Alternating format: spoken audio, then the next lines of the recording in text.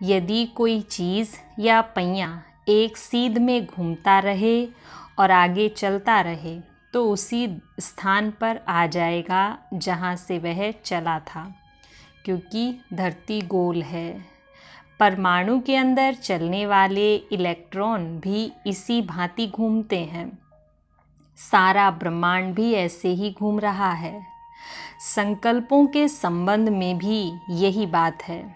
संकल्प या शब्द जिस स्थान से निकलते हैं वहाँ से निकलकर आगे आगे भागते हैं, पर यह अंत में गोलाई के चक्र की पकड़ में आ जाते हैं और फिर दूर अंतरिक्ष की यात्रा करते हुए अपने मूल स्थान पर लौटकर वापस आ जाते हैं। कहने का मतलब है कि जो संकल्प जिस मनुष्य के मन से उत्पन्न हुआ था वो पूरे ब्रह्मांड का चक्कर लगाकर वापस उसी के पास आ जाएगा। वहाँ से फिर आगे बढ़ते हैं और फिर वापस लौटते हैं। शब्द कंपनों की भी यात्रा इसी गति और इसी चक्र से होती है। वे दूसरों को भी प्रभावित करते हैं, परंतु उनका सबसे अधिक प्रभाव अपने ही ऊपर पड़ता है, क्योंकि उसका प्रत्येक यात्रा चक्र मूल को चिरकाल तक प्रभावित करता रहता है। यानी जिसने जो संकल्प उत्पन्न किया है वो दूसरों पर तो असर डालेगा ही डालेगा, लेकिन जो उसका उत्पादक है यानी जिसने वो संकल्प क्रिएट किया है, सबसे ज़्यादा असर उसका उसी के ऊपर होगा। इसे संकल्प का विज्ञान भी कह सकते हैं। हमें संकल्पों की शक्ति को समझना होगा।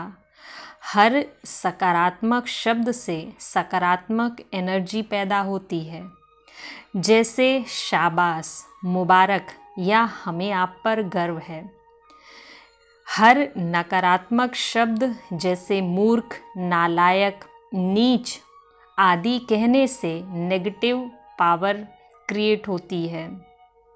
मन अर्थात आत्मा के असली गुण हैं शांति, प्रेम, सुख, आनंद, क्योंकि हर व्यक्ति वास्तव में यही चाहता है।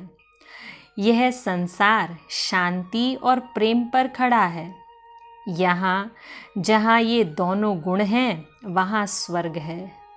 अगर हम शांति और प्रेम के स्वरूप में टिके रहें या इनसे संबंधित विचार या सिर्फ मैं शांत स्वरूप आत्मा हूँ, प्रेम स्वरूप आत्मा हूँ या भगवान आप शांति के सागर हैं, प्रेम के सागर हैं, ये विचार मन में सिर्फ धीरे धीरे और प्यार से दोहराते रहें तो लगभग 10,000 संकल्पों के बाद या 2.5 घंटे बाद हमारे में अथाह बल पैदा हो जाएगा।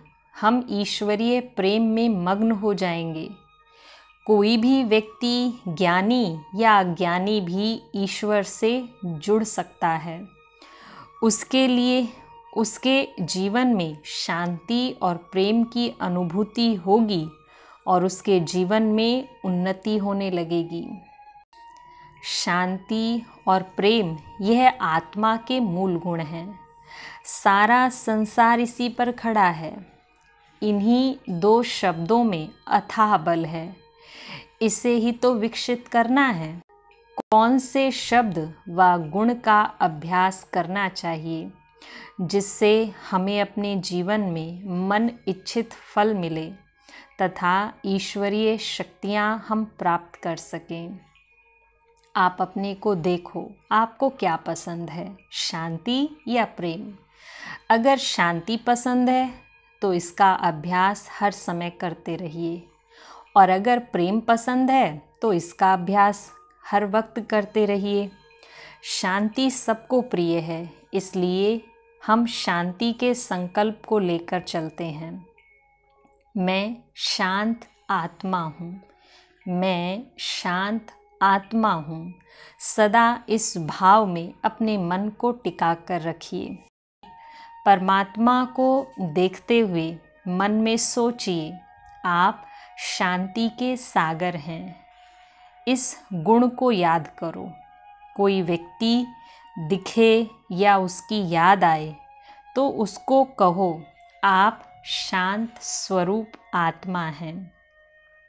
जब इस तरह एक ही संकल्प मन में रखेंगे तो उसका एक गति चक्र बन जाएगा। इसी तरह के और भी अच्छे शब्दों को हम ले सकते हैं। इन शब्दों को बार बार दोहराते रहें तो उससे उत्पन्न ध्वनि या कंपन की तरंगे सीधी या साधारण नहीं रह जाती हैं। उनका घुमाया जाना उस व्यक्ति और ब्रह्मांड में एक असाधारण शक्ति प्रवाह उत्पन्न कर देता है। उसके फलस्वरूप उत्पन्न हुए परिणामों को चमत्कार कहेंगे। शब्द की शक्ति को दूसरे प्रकार से समझा जा सकता है। शेर की दहाड़ से हम डर जाते हैं। कोयल की कूक सुनते ही मनुष्य में प्यार उमड़ने लगता है। दही को मथने से माखन निकलता है। शुद्ध संकल्पों को मन में बार बार दोहराने से शक्ति निकलती है जो रोग तक ठीक कर देती है। अलग अलग रोगों को ठीक करने के लिए कौन से शब्द और कितनी मात्रा में हों जो रोग ठीक हो जाए, यह खोज करनी है। अल्ट्रासाउंड तरंगों से तरह तरह के इलाज संभव हो रहे हैं। बिजली, भाप, एटम, बारूद आदि सूक्ष्म में कंपन शक्तियाँ हैं।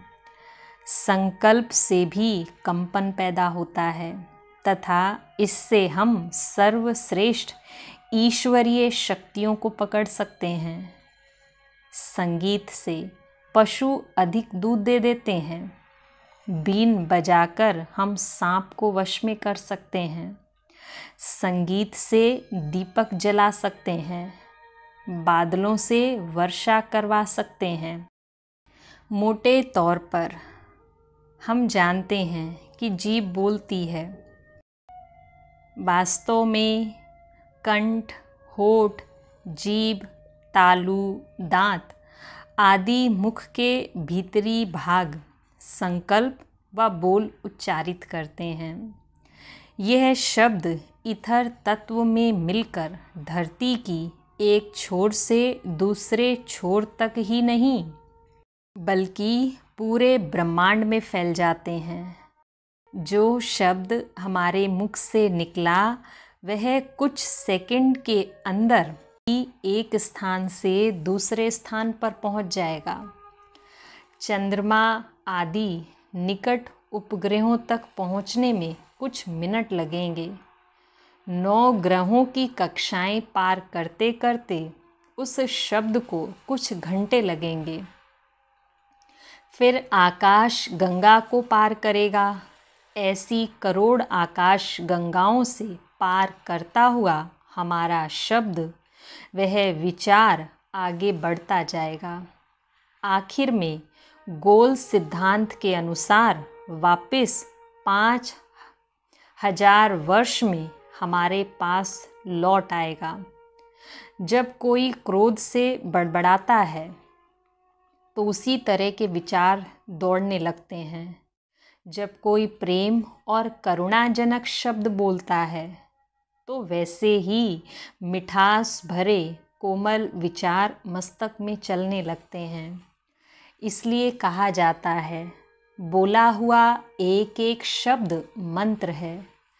कड़वा, तीखा और बेकार की बकबक की प्रतिक्रिया वैसे ही तत्वों को और बढ़ा देती है। यानी हम जैसा बोलते हैं हमारी बॉडी में वैसे ही हार्मोन्स क्रिएट होते हैं। अगर हम पॉजिटिव बोल रहे हैं तो वो हार्मोन्स पॉजिटिव होते हैं, हमें खुश करने वाले। अगर हम नेगेटिव बोल रहे हैं तो हार्मोन्स भी नेगेटिव होते हैं, हमें दुखी करने वाले, जिससे मन में अशांति बढ़ने लग जाती है। शुद्ध संकल्पों से शरीर एवं मन में विचित्र प्रकार की हलचलें पैदा हो जाती हैं। जो आकाश में उड़कर विशेष व्यक्तियों और परिस्थितियों एवं समूचे वातावरण को प्रभावित करती हैं। जैसे गीत लय में गाते हैं या तेज गति में गाते हैं तो उसका प्रभाव उसी अनुसार अच्छा या बुरा महसूस किया जाता है ना। ऐसे ही शांति, प्रेम, सुख, आनंद के शब्द परमात्मा के बिंदु रूप को सामने देखते हुए लय से बोलो तो उसका प्रभाव बहुत ज़बरदस्त हो सकता है।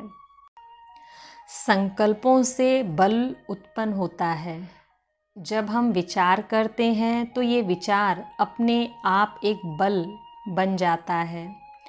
परमात्मा पर बार बार विचार टकराने से ज़बरदस्त कंपन पैदा होता है। धीरे धीरे यह कंपन एक चक्र का रूप धारण कर लेता है।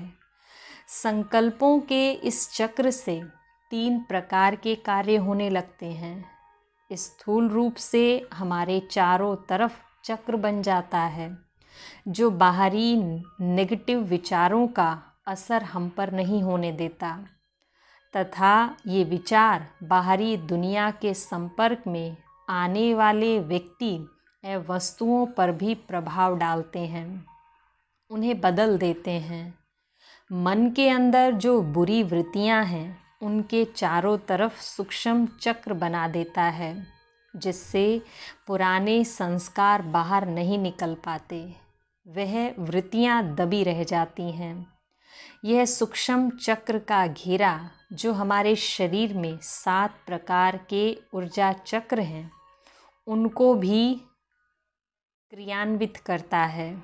हमारे अंदर 3 सूक्ष्म ऊर्जा नाड़ियाँ इंडा, पिंगला और सुषुम्ना भी प्रभावित होती है। भगवान को याद करना माना भगवान को मन की आँखों से देखते रहो और उसके गुणगान करते रहो। गुणगान माना हमारे विचार भगवान से हर वक्त टकराते रहें।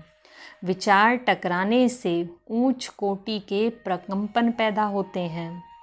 इन प्रकंपनों से अथाह बल पैदा होता है। ये बल पूरे ब्रह्मांड को प्रभावित करता है। तो है ना हैरान करने वाली मन की शक्तियाँ। इस पर विचार कीजिएगा। धन्यवाद।